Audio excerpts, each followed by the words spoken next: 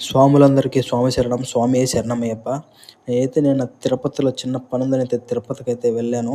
ఇంక అలాగే మనకి పనయ్యేటప్పటికి ఈవినింగ్ అయితే అయిపోయింది.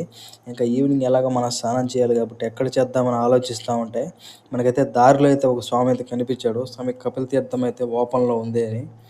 అంటే నిన్నేదో ఇష్యూ జరిగి కపిల తీర్థం అయితే ఓన్లీ స్వాముల కోసం మాత్రమే అయితే ఓపెన్ చేశారంట.